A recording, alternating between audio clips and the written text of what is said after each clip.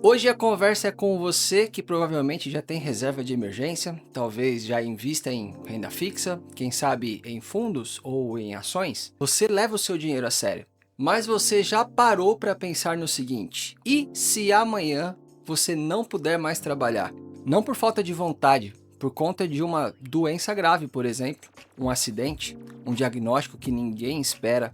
Toda aquela disciplina que você construiu ao longo dos anos, simplesmente, da noite para o dia, vira pó. É sobre isso que a gente vai falar hoje e eu te garanto, é o assunto que boa parte dos canais de finanças passa batido, ou então aborda de forma superficial. Eu sou o Lenilson, planejador financeiro da Profix, e hoje você vai entender por que o seguro de vida não é um gasto. Ele é parte do seu planejamento financeiro. Vou te dar um dado que saiu agora em 2025 da FenaPrev com dados da SUSEP, que é o órgão que regula o mercado de seguros no Brasil. O mercado de seguro de vida cresceu 13% só no primeiro semestre de 2025. O setor está em expansão acelerada, mas sabe qual é o percentual de brasileiros que realmente têm um seguro de vida?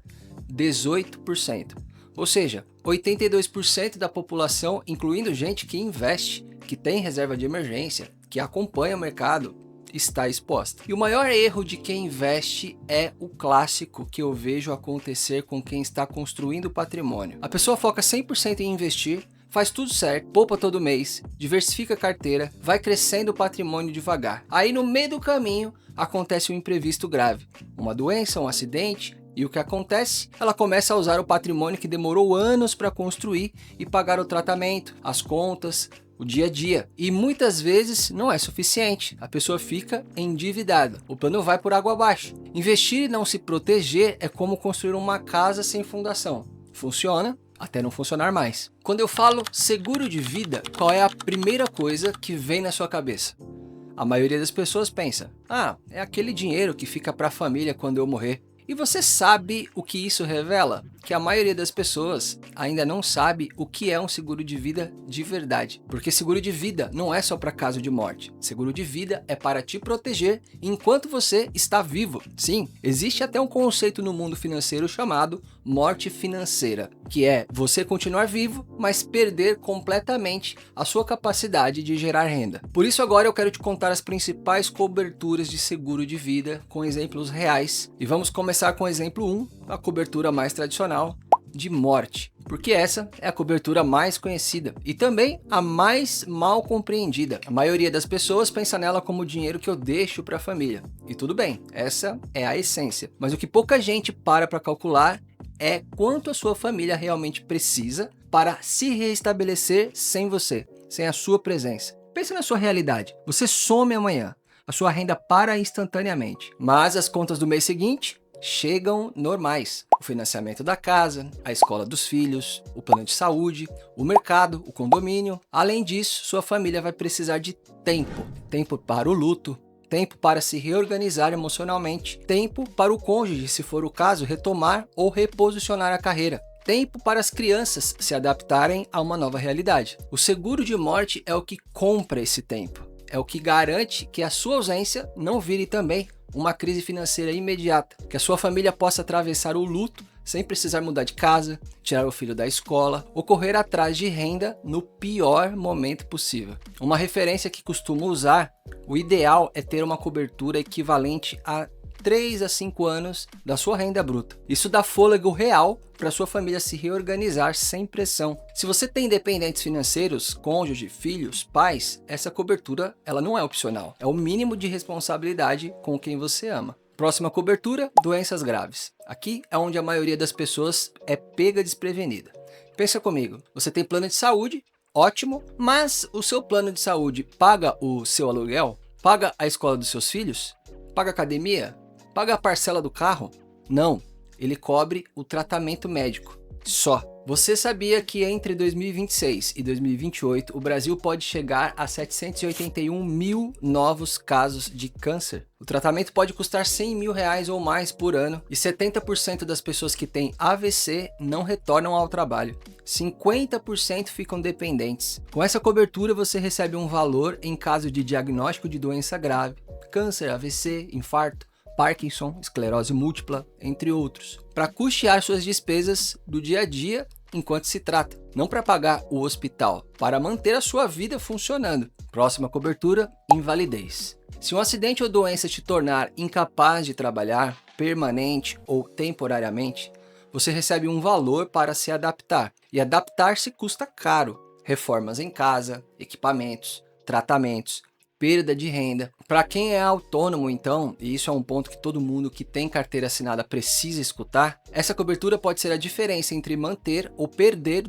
tudo o que você construiu. A próxima cobertura, assistência funeral. Sei que é um assunto pesado, mas precisa ser dito. Perder alguém já é devastador emocionalmente. Não precisa ser também financeiramente. Essa cobertura garante que sua família não vai precisar correr atrás de vaquinha para pagar o velório. E para ilustrar ainda melhor, eu quero te apresentar o Carlos, nosso personagem fictício de hoje. Ele tem 38 anos, é gerente de TI numa empresa grande aqui em São Paulo, ganha R$ 12.000 por mês, investe R$ 2.000 todo mês há 6 anos.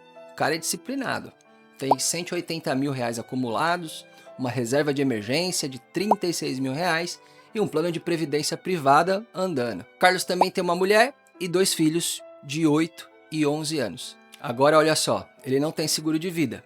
Ele pensa, eu sou jovem, sou saudável, para que gastar dinheiro com isso? Num dia qualquer, Carlos começa a sentir dores de cabeça fortes. Vai ao médico e o diagnóstico, tumor cerebral. Benigno? Maligno? A biópsia vai levar semanas. Enquanto isso, Carlos não pode trabalhar. Entra de licença na empresa pelo INSS, mas ninguém paga o salário integral por muito tempo. Os 36 meses de reserva duram 3 meses pagando as contas da casa. Os R$ 180.000 de investimento começam a ser resgatados para pagar o tratamento não coberto pelo plano de saúde. Os remédios, as consultas especializadas. Em 18 meses, tudo que Carlos construiu em 6 anos se foi. E se fosse maligno? E se ele não voltasse a trabalhar nos mesmos moldes? A família inteira mudaria de vida e não seria para melhor. E se o Carlos tivesse um seguro? Com o seguro de doenças graves, com cobertura de R$ 300.000, Carlos receberia o valor no diagnóstico.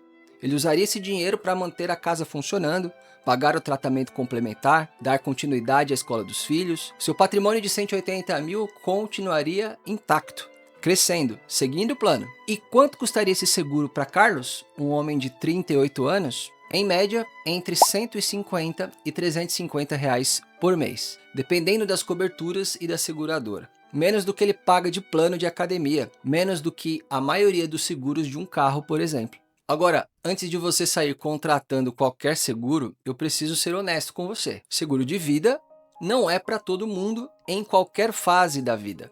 Ele faz mais sentido em fases específicas da sua jornada financeira e o objetivo é você saber em qual fase você está. Por isso eu vou te falar quando o seguro é essencial. Vamos falar de um cenário hipotético? Suponha que você esteja construindo patrimônio. Você investe mensalmente, mas ainda não tem um patrimônio grande o suficiente para se sustentar por anos sem trabalhar. Se você parar de gerar renda hoje, o plano cai por água abaixo, desmorona. Aqui o seguro protege exatamente o caminho, não o destino. Em outro tipo de cenário, suponha que você tem dependentes financeiros, cônjuge, filhos, pais que dependem da sua renda. Se você faltar por morte, invalidez ou doença, essas pessoas ficam desamparadas. O seguro é a rede de proteção dessas pessoas. Um outro cenário, suponha que você seja autônomo ou empreendedor. Não tem INSS robusto, não tem licença médica garantida, não tem seguridade do emprego formal. Cada dia parado é um dia sem renda. O seguro vira o seu benefício por incapacidade. Outro cenário, suponha que você tem patrimônio imobilizado. E 2026, o jogo mudou. Sobre esse ponto, eu vou falar em detalhes no próximo bloco. É novo, é urgente e afeta diretamente quem tem imóveis no nome. Agora, quando o seguro pode não ser uma prioridade? Se você já acumulou um patrimônio suficiente para gerar renda passiva que sustenta você e a sua família por décadas sem depender do seu trabalho ativo, aí o seguro perde relevância. Mas atenção, mesmo nesse caso, o tema da sucessão continua sendo importante e é aí que a conversa muda de tom.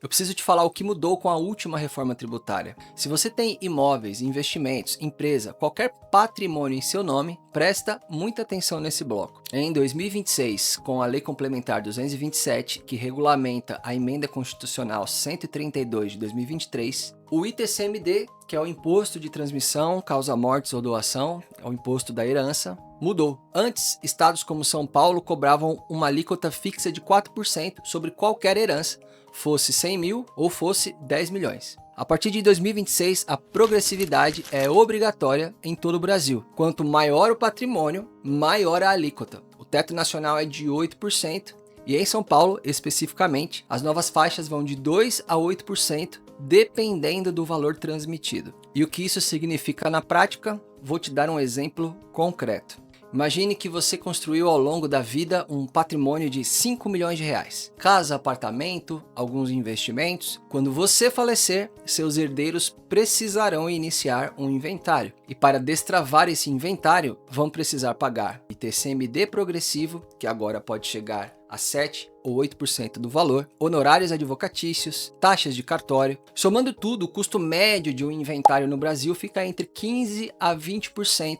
do patrimônio total. Em um patrimônio de 5 milhões, estamos falando de até 1 milhão somente em custos. Agora eu te pergunto, e se a sua família não tiver essa liquidez imediata? Vão precisar vender imóvel às pressas com desconto, ou pegar um crédito caro no banco, ou até ver o patrimônio ser corroído ao longo do tempo. Aqui é onde o seguro de vida vira ferramenta de planejamento, não só de proteção. O seguro de vida tem características únicas dentro do sistema financeiro brasileiro. Primeiro, ele não entra em inventário. O dinheiro vai direto para os beneficiários. Segundo, é isento de imposto de renda, pelo menos por enquanto. O valor total vai para a família. Terceiro, o pagamento é rápido. As seguradoras pagam em até 30 dias. Então, uma apólice calculada para cobrir os custos do inventário garante que a sua família não precise vender patrimônio para pagar o imposto. Você passa a vida inteira construindo, o seguro garante que essa construção chegue inteira para quem você ama. Mas atenção! Aqui eu tenho um disclaimer sobre o VGBL, que muitos usavam como instrumento sucessório, passou a ser tributado por ITCMD em vários estados a partir de 2026 também. O seguro de vida ainda mantém a isenção. Vale verificar com um planejador financeiro o que se aplica ao seu caso. Então, o que você precisa saber antes de contratar um seguro? Primeiro ponto, seguro de vida não é investimento. Se alguém te oferecer um seguro resgatável, como se fosse uma forma de fazer o dinheiro render, desconfia logo. A lógica do seguro é outra.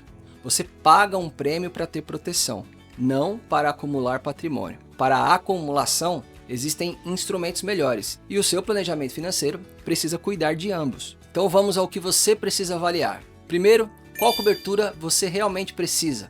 Morte, doenças graves, invalidez, renda temporária? Cada uma tem um custo. Você não precisa de tudo ao mesmo tempo, se não fizer sentido para o seu momento de vida. Segundo, qual é o valor certo da apólice? Não existe um número mágico. O ideal aqui é calcular quanto a sua família precisaria por 3 a 5 anos sem a sua renda. Quais são os custos de uma doença grave no seu contexto?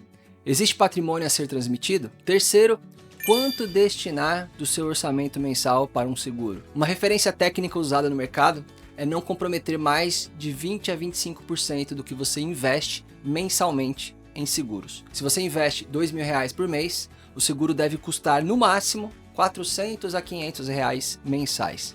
Isso é só uma referência, claro. E quarto, seguradora com solidez. Verifique o histórico e o rating da sua seguradora. Não é hora de economizar no lugar errado. E aqui, pessoal, a minha sincera recomendação. Mais do que você sair contratando um produto qualquer, o ideal é ter um planejamento financeiro que olhe para esses 4 eixos de forma integrada: proteção, reserva, acumulação e sucessão. Um planejador financeiro vai analisar o seu caso específico e te dizer qual cobertura, qual valor e qual seguradora faz sentido para o seu momento de vida. Isso é bem diferente de comprar um seguro de prateleira. Então, vamos resumir o que a gente viu hoje nesse vídeo. Seguro de vida não é só para a morte, é para te proteger enquanto você está vivo. O maior erro de quem investe é focar só no crescimento do patrimônio e esquecer de protegê-lo. Existem fases específicas em que o seguro é essencial quando você está construindo patrimônio, quando tem dependentes e quando é autônomo. Em 2026, com a reforma tributária e as novas regras do ITCMD progressivo, o o seguro virou também uma ferramenta de planejamento sucessório, especialmente para quem tem patrimônio imobilizado.